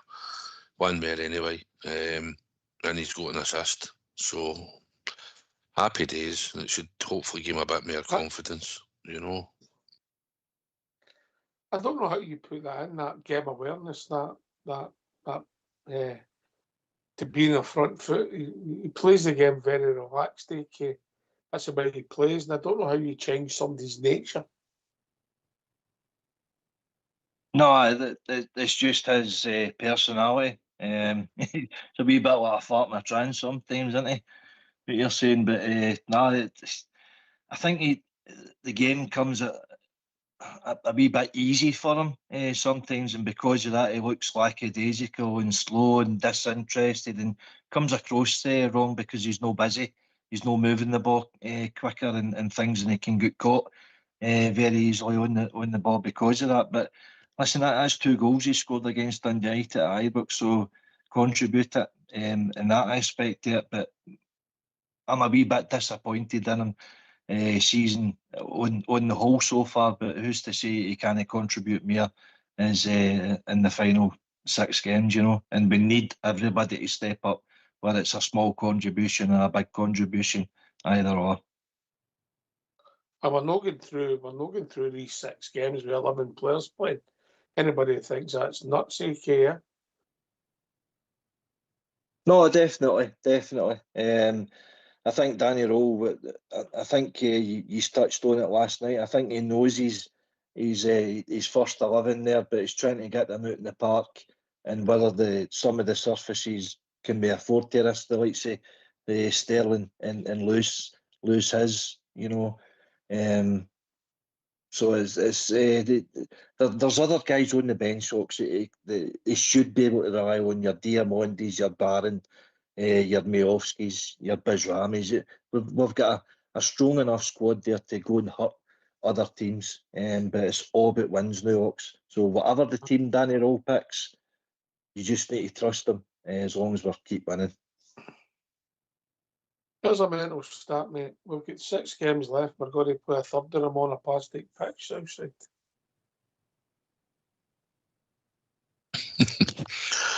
Aye. Well, there's supposed to be a thing in the past shortly. Although Motherwell, Falkirk's complaining about it. John Swinney's boy was away to some court arbitration apparently to try and keep Falkirk with a plastic pitch. Listen, it's no ideal. It's not what we want to be playing on. I think all players are the same mind as well as supporters watching a game of football. We don't like the plastic surface. It's just not a decent game of football. Players don't slide tackle, but bounces differently and everything else, and they seem to be able to pick up injuries and off of players. So it's no great, but we'll just have to put up with it and go on with it. Aye. It starts on Saturday. Only Tuesday, Kane. It's starting to build up already. Sunday. Aye.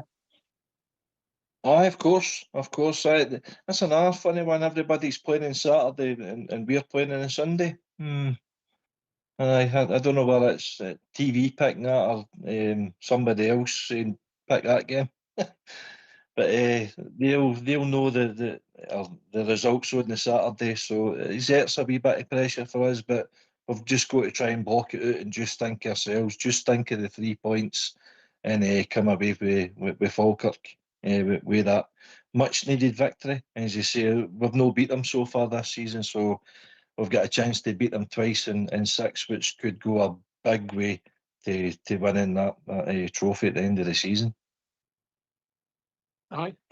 And as Bridgeman would say, Southside, it's the biggest game of the season. Aye, it's just the way it's went with the TV fixtures and whatever else they'll say, you know. We just have to make sure we win our games. Listen, all these games that we're playing come up to are winnable. And if we have to play on a Saturday or a Sunday, or dare say we have to play on the Monday, we'll just have to make sure that we get the 3 points out the road. Referees will be crucial as much as we don't want them to be, but they're going to be. And it'll be interesting to see. We'll get trotted out the usual nonsense for them, no doubt, but we need to hope that during the games that we don't allow them to be able to influence any of the decisions in any of the games. But like you say, it's down to us, hopefully, just to get the points in the bag, get the goals early, and just take it for there. And then hopefully VAR and referees don't come into it at all whatsoever. That's the last thing we need. We've had enough goals disallowed and chopped half, and then we Willie Collin comes out, well, see, it'll not happen again, and we shouldn't have been that decision, but nah, it's too crucial now at the end of this season. We need to make sure that we get the job done in the games that we're playing in, and just leave these referees to trying their best to influence it, but hopefully they can, because the goals that we score will be legit. They can look at VAR as many times as they want, but they'll not be able to find anything.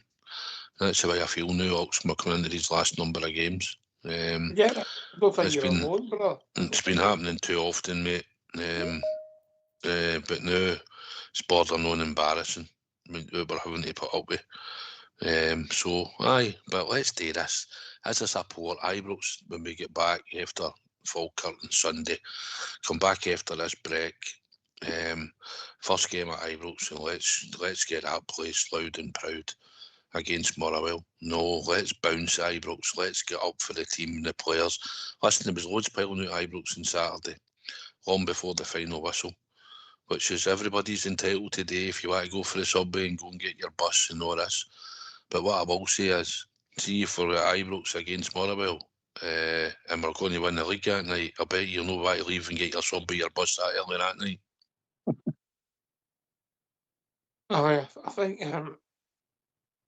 I think it's important. By the way, a big shout out to some of the Ulster Bears, particularly who couldn't get early because of the Storm Dave storm. It was there at the weekend, mate. So they make all their plans and then they can't go out because of the weather. And then some of the other games are moved to Monday and bank holidays. And they might not be able to come because they've got to work the next morning because of the stupid kick-off time and the ferry times, etc. You know, so there you go. Congratulations and thanks for all your support, all the Ulster Bears that they gave us. And I felt for them on Saturday, couldn't go for a decent game at the weekend. AK, you got a point you're going to make about this being potentially, financially, the biggest league win in our history. Absolutely, aye. I don't know if any of the Rangers supporters are keeping a wee eye out in the Greek league, you know, but Olympiacos lost in their wee playoff set up to AEK, I think it is. So they've dropped behind in the league. And if they don't win the Greek league and we win the Scottish league, we go straight into the Champions League. So it is massive for the club. What a massive financial incentive we have. Yeah. Good, Billy showing this evening, Billy. Good evening, Southside AK. Hi, All Billy. right, bro. Aye, sounds a pound, mate. Sounds a pound. I know Big AK likes some stats, right? I've done a wee bit of digging around here regarding Olsen, right? So you just bear with me this for give me a few seconds to rhyme this off, right? Remember, you know what I'm going to say, Billy. Aye, you're working in the morning, you know, you'll just Right. need to can a wee bit later, mate. Right, he started his career at Nordisland, right? He played 49 games from 2017 to 2019. He then went to Bologna. He played 71 games from 2019 to 2022. He then went to Bruges. He played 125 games. He then went to Wolfsburg from 2024 to 2026, and he's only played 23. And he's now at Glasgow Rangers, and he played 10, right? His second season with Bruges, right, he played 50 games and he scored 26 goals as a winger, right? I'll tell you what's wrong with this guy. This guy's no fit. This is what's wrong with him. He's played a total of 278 games at 26 years of age, and he's scored 81 goals in the 278 games as a winger, right? That's just roughly, an average of 1 in every 3 games. And he's been out, either injured or he's not been playing. I believe, lads, that there's definitely a good player in there, and if we can get this guy fit, that lad will turn it on for us, just looking at his stats. I think that's what the boy's problem is. He's just not fit. How old do you take you get fit, Billy? 10 games plus all the training. Yes, How long but does it take? well, see if you go back to his Wolfsburg. I had to Yes, play Steve. for what's October. Aye, well, that's what I'm saying. Oh, he's maybe been injured, the boy. You know, if he's only played 23 games, he's either been injured or the manager's no fancied him. It's one or the other, mate. And he's came to Rangers and he's signed. And when was it? January signed. Aye. He's only played 10 games of football. So if he's not been up to speed in January, right, he's certainly not been up to speed when he's been out at Wolfsburg. So obviously the lad he's not had a pre-season under his belt at Wolfsburg to play only 23 games, or maybe he has. In fact, he can't, because he's only played 23 games between 2024 and 2026, which is a honking stat to say the least. So that tells you the boy's not been fit. So he's been carrying an injury. So I think we're maybe just nitpicking too much. I know we're like that at things, right, in a Fox. You know, we can all jump on the bandwagon and such forth. But you know, I think there's definitely a player in there with Olsen, and I think if we get him fit, mate, he'll do the business for us, especially down that area and that right hand side where he's getting played, mate. Would you select him on Sunday, Billy? No on the AstroTurf, mate. No, if he's been carrying an injury, certainly no, mate. No on that ground, no, I wouldn't. But if it was on grass, I would give him a chance, aye. Well, so we play in AstroTurf, and then we don't play for 2 weeks, so we'll not play this week potentially, and then we'll get a break, and then I don't see how he gets fitter.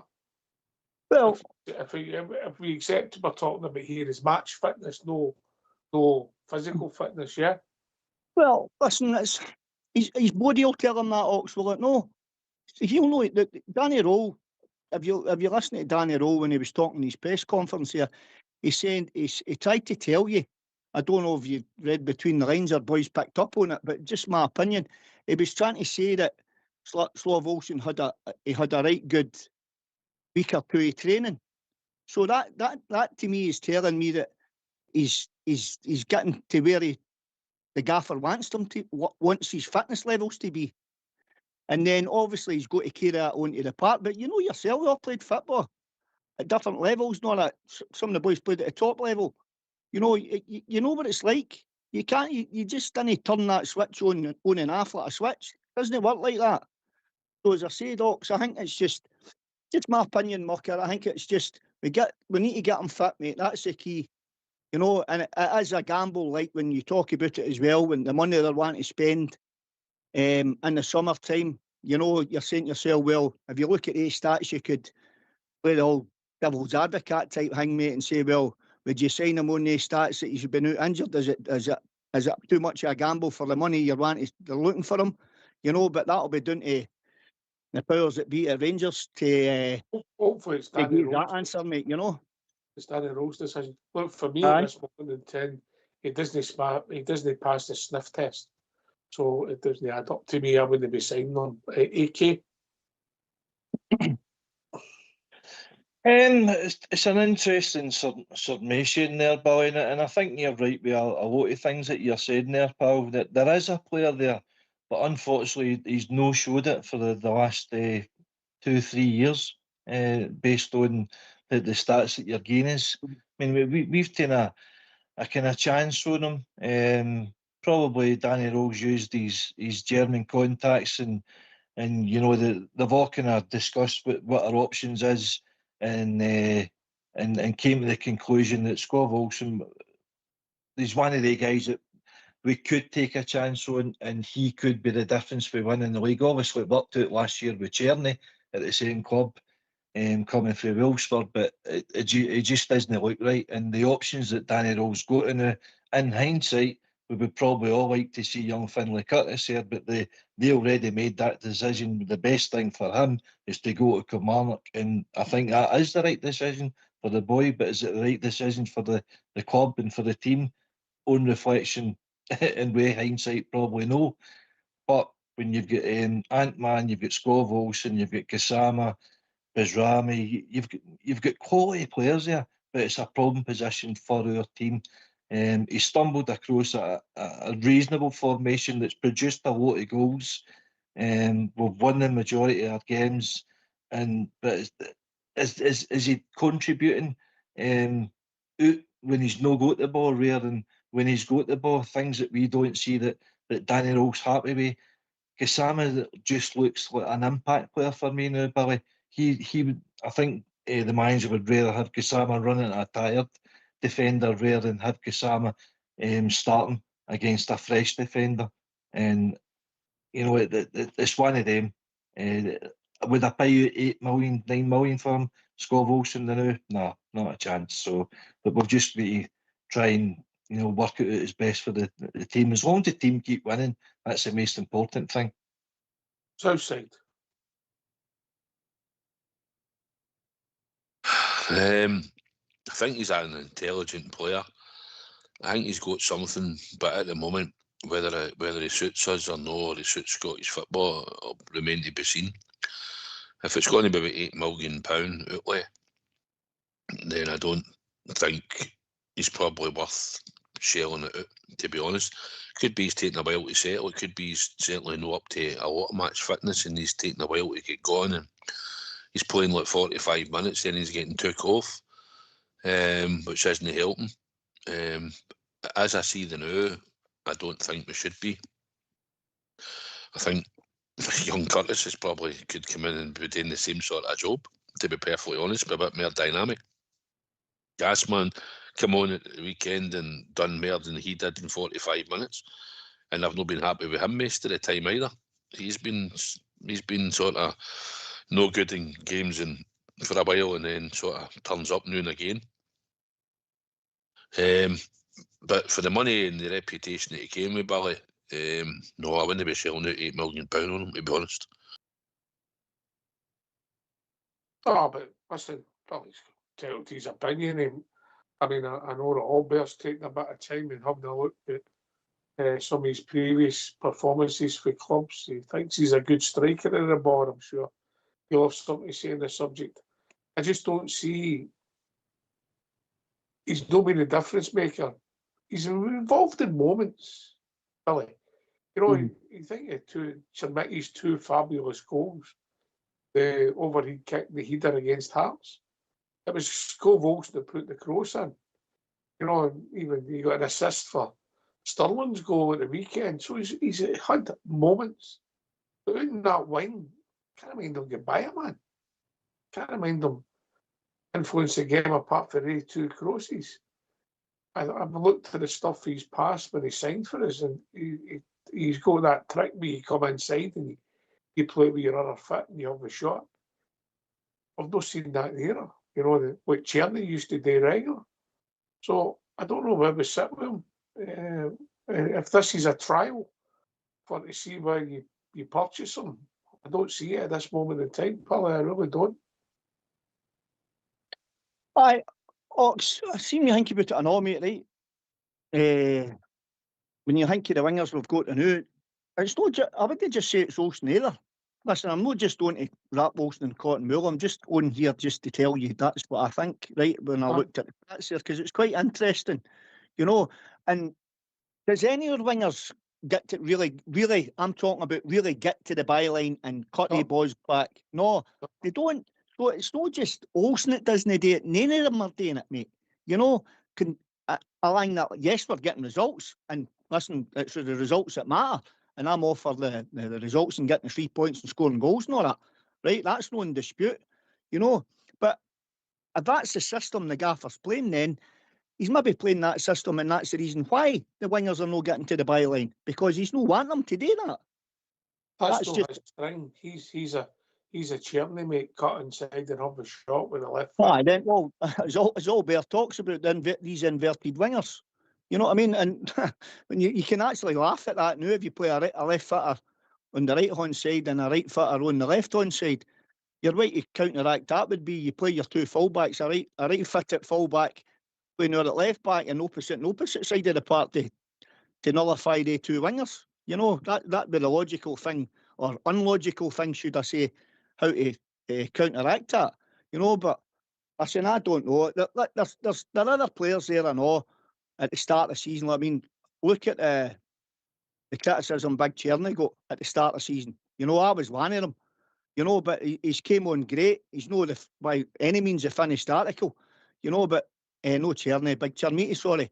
He's by any means not a finished article. But look at the criticism he got. Look at the criticism Diageo got. You know, the boys on the show, yourself included, we've all spoke about these guys, you know, and look how they've all made us eat our words. And I really think, too, guys, that if we give Olsen, just get him, try and get the boy fit, and I think that he would be a right asset to Glasgow Rangers. And he's only 26-year-old. Saying that, too, as Southside correctly said, if it's £8 or £9 million or whatever the thing is, and he's 26-year-old and he's wanting a 3 or 4 year deal, he's going to be 30-year-old. You're not going to get the dough back for that, a player at 30-year-old. So when you look at it in that sense financially and then the history, you know, it's a big gamble. So you're bang on there, Southside, you know. Listen, I think it's a good model, mate, that there's some players you try before you buy. I'm glad we didn't have that option with, say, Romans, AK, because then somebody else could sneak in and get them. Yeah, so you're gambling all the time in the transfer market, and some work and some don't, yeah. There was a guy retired today, and I'll not mention his name for obvious reasons. You know, and that never worked either. No, aye, he shall remain nameless, and just for you, Ox, keep your blood pressure down. You can mention it, AK. I just don't know what to say. Nah, no worries. No, listen, Billy, we're all kind of scratching our head and trying to fathom out what Danny Rowell's kind of thinking, his formation, the personnel that he's got available. But we can pick holes in every area of our team, but as long as we're winning, you know, and I think you would agree with that yourself. We're winning, we're scoring goals, we're getting there somehow by some manner of means. And that's credit to individual moments of the players. It might be credit to you know, the system, the formation. We're limiting shots at goal. We'll go through spells. I mean, we went through spells with you know, with set pieces where we were rotten at the start of the season. We went a good spell, we were scoring loads, and then we went rotten again. We've you know, the scoring goals, we've certainly upped the stakes, we've spread it about. But individuals, I mean, who would be our player of the season for you now, Billy? I mean, Mikey Moore. Who else after that? We're kind of struggling. Who's played excellent all season? You know, so it's. But I think for next season and beyond, I think young Finlay Curtis comes back and fills that role, and we don't need to spend that outlay, 8-9 million. Billy, that's my opinion on that.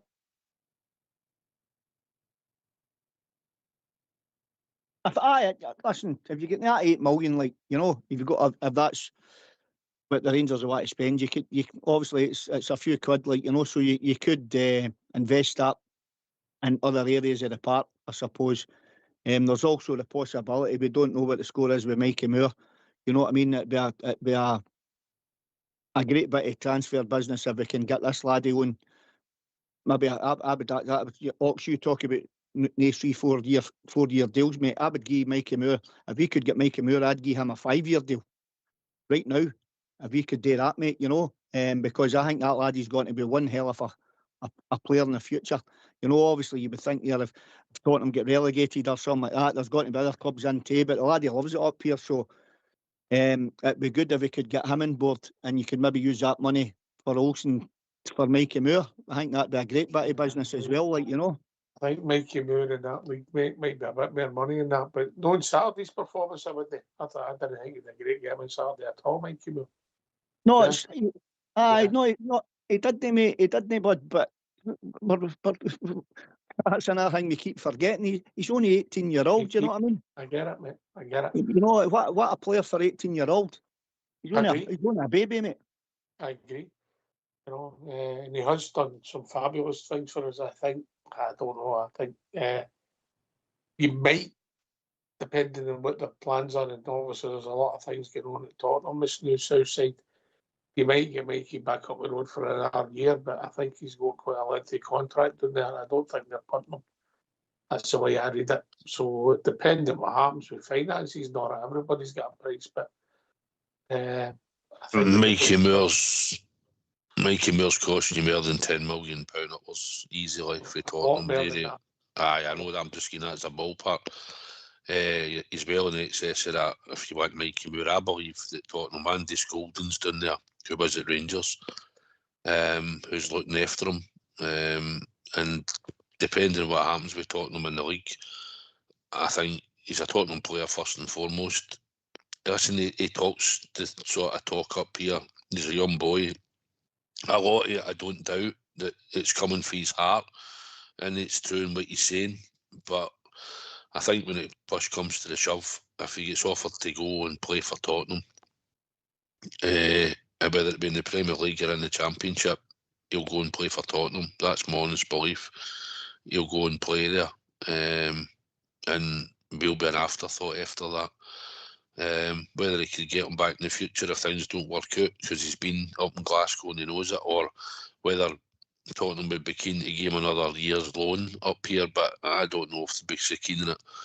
I think we've managed to successfully do what we've done for a season, and I think Tottenham knows what environment he was coming to. Andy Skolden worked up here, so he knows what he was putting them into. And he's talked about the demands and pressures to win every week, and the demands, and loves the support and everything that comes with playing at Rangers Football Club. But that's gearing them up to go back to Tottenham and have that mental attitude, have a physical side to him, gain him a lot of game time, where he's shown what type of skill and ability he has got at a very young age. and he is only 18. So, listen, it's great that we've had him up here for this length of time. Hopefully, have a big part to play in the run-in to the league title. But I think my heart tells me that he'll probably go back down there, and I think Tottenham will probably want to utilise him again at some part in their team. I think going forward, they've got a new manager as well, so I think they will look to use him next season. Also, that's my opinion on it. I thought that was a mental decision also, but yeah, there you go. That's the madness of the EPL. Look, it'll be what it'll be. We'll deal with it when it comes. I hope he leaves a hero, Billy. I hope he leaves a hero. And by the way, I hope Scove also leaves a hero as well if he goes. Yeah. But that's a great shout, mate. You imagine him coming in there and getting away with a league winners medal, mate. You know, that's icing on the cake for the players. You know, they could probably go, well, the ones that's maybe go back to their parent clubs and that, like let's see the big fella's name, the big centre half and Odiadja. Dajija. On forum is new, mate. On forum is new. Mikey Moore, Dajija or Scove Olsen. Who would you sign? Well, that's a tough one, mate. It's a AK? Out of the three, I think Mikey Moore, I'd love to sign him, but I don't think he's in our financial capabilities to get him. So Giga might be a possibility, but certainly no Scove Olsen. Southside then by Billy. Mikey Moore, because he's a creative young player, he's young, but Giga's showed good bit of form playing on the right hand side, and if he shows that type of form to the end of the season, I would hope there's maybe be a chance we could do a deal for him. Maybe he's about 8 to 10 million. I don't know. Just to let you know, I always know when you do something, mate. Yeah, just letting you know that, all right? Always, I know, you know, you're like the police. I'll just plead the fifth, as I always do. What was it you took a bite? It was dark chocolate butter biscuits. Timing was impeccable, wasn't it? I know, I was trying to get it finished before you came to me. You should have scattered that chocolate on the tap with some ice cream Southside. That's what I had earlier on, mate. It's absolutely banging, by the way. It takes that sour taste off of the right dark chocolate stuff, mate. Brilliant. I didn't want to try and swallow it in case I choked myself, Billy. Live on the show, Billy. Aye, brilliant. Well, I went, listen, on out of three, mate, I went to sign Olsen, right? And it'd be a toss of a coin for me. You know, I'm going to sit in the fence, mate, and I'll tell you, I've got two reasons. One, you need to build the team for the back. So if you're building a team for the back, you've got to sign the centre half, haven't you? Because that's where your foundation is. That's the spine of your team. And on the flip side of that is you've got a laddie there that is a creative football player and he's got to be an absolute gem, mate. So I would sign the two of them. That's a fair comment, mate. That's a fair comment. You know, I get it, mate. I think I sort of loaded the question there and said on forum. And I actually think, bizarrely, I never seen it coming, that Giga's on the best form, Mickey. Aye, certainly, for the turn of the year, he certainly filled the role far better than he was under the previous manager. I think there was a lot of doubters before Christmas, January, send him back, basically. But to be fair to him, he's come in and acquitted himself very well, and he's now probably a mainstay in the team. In fact, he's definitely a mainstay in the team. If you're picking the four strongest defenders, I think Giga and Fernandes is definitely your first two picks now. So fair play to him. Aye, it's mental. I mean, big Giga, I thought there was a 20-minute spell there in the second half. And by the way, Suter got a block in, but I thought he was leading for defence. Is there a wee bit of spell as we get nervous before we got the fourth goal? But there you go. I don't know. He looked a boy that was raw. I think since he come back for that African Nations South side, I think he's just kicked on. Aye, I think we played a minute or two at the AFCON and all. I didn't get many chances at all, but since he's come back, he's looked slightly a different player. I think playing on the right-hand side's probably helped him because he was, most of the time he played on the left. And him and Fernandez have looked pretty decent together in the times that they've played. And again, he done all right at the weekend, but I thought he'd been better on the right-hand side in the games that he'd played. But he done all right at the weekend, way suitor on the right-hand side. But I think going forward, I think Danny Roll knows the strongest defence is there.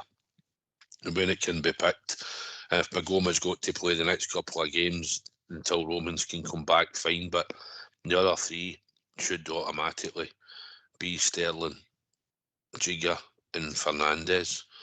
And I'd like to think there's a chance we could do it. I mean, look how Calvin Bassey worked. Took him a long while to settle in, and then he became that type of player that he was starting to show for him, and he was all in for the team, and he ended up, he got a big massive move away for the club. But he looked raw and not ready at the time and made a few mistakes and wasn't really hitting the ball right, wasn't great in the air. Moved about a couple of positions and played centre back and left back, but eventually settled down and started to put in performances. And Giga's been the same. He came with a reputation because they spent a lot of money on him, Wolves. But again, it might suit Wolves. Wolves are probably going down, I believe, aren't they? In that league. And listen, it might suit Wolves that they want him back and they'll want to play him, and maybe they'll sell him for big money to another team later on. If he's a good season in the Championship, Wolves come back up, they might have a view to getting rid of him, but hopefully I'd like it here, and if we could do a deal to get him, then I'd like to think that we would try and put one together and bring him back as our own player. So I think it'd be good to see him back as our own player. All right, we've reached that time of the evening. Last word for your good self, Billy boy. Aye, thanks for taking my call again, troops. Enjoyed that wee chit-chat there, and catch you all soon. I'll maybe give a wee phone during the week, Southside, for a wee blather, mate. And as Big Marvin Andrews says, keep believing. Come on, the Rangers, we can do this. We can really do this. Just win, lads, and keep believing. Yeah. Cheers, Billy boy. AK. It was good, Ox. Enjoyed that show. Cheers for Billy coming in there and Brian before him. Good be yourself again, Southside. Take it, Dean. I hope everybody else enjoyed it. We're looking forward to the weekend now, as Billy said. Keep believing. On the Rangers. Yeah. Southside. Aye, it's been a good be show tonight. Good to hear Billy on and do a show with AK and your good self. It's been a ticket scramble for the weekend, but we've managed to get one and we're getting there on Sunday, so hopefully we'll be loud and proud. 12 o'clock kick, I think it is, 12:15, probably 12. And we need to do the business on Sunday and get top of this league for a split, and hopefully the team will go away for a few days in Marbella, come back, and we'll be ready to all systems go back at Ibrox against Murrayville. Let's roll this team on to victory, guys. It's within touching distance, it's in our grasp.